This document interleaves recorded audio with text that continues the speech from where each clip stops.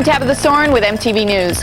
Sting is back on the scene with a new album due out March 9th called 10 Summoner's Tales. The title is a play on Sting's given name, Gordon Sumner, and on the name of an especially mischievous episode in that classic of English lit classes, Chaucer's Canterbury Tales. Sting himself seemed to be in an impish mood when I met up with him recently in New York. Take a look.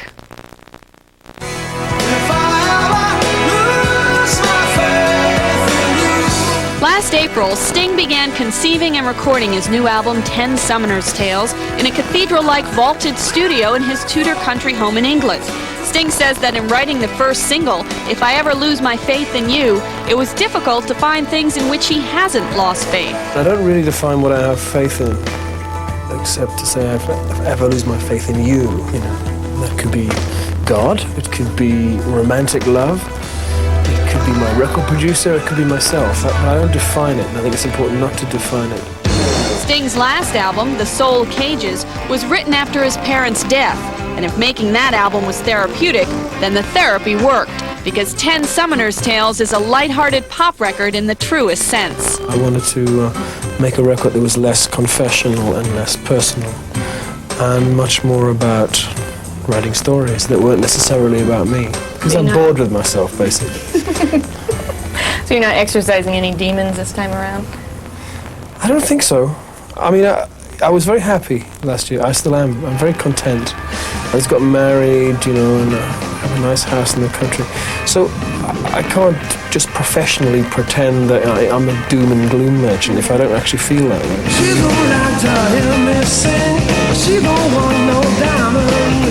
Sting and Trudy Styler finally tied the knot in $250,000 of Versace attire after 3 children and 10 years together. Although Sting spent the morning of the wedding in the studio, he says it was really a romantic day. What did your children think about it? It was their idea in the first place. They said, look, we'll feel better if you guys get married. Sting's kids also suggested he accept an invitation to appear on The Simpsons. On the show, a self-mocking animated Sting joins fellow saviors of the planet to rescue Bart Simpson from a well. Do you feel like you've always been poking fun at yourself, or do you feel like it's easier as you get older? I think I'm a pretty easy subject to poke fun at. And so I do. No, I don't think it's a function of the male menopause or anything like that. As he's reached midlife, there's no crisis in his sex life. In fact, Sting claims he can have sex for up to 5 hours. Longer than most executive lunches, without having an orgasm. I've been doing yoga for a few years. And yoga is like everything. It pervades your whole life, eating, sleeping, walking around. But it's also useful in sex, in that it can make you have sex for longer and better. And how do you prevent yourself from? By breathing.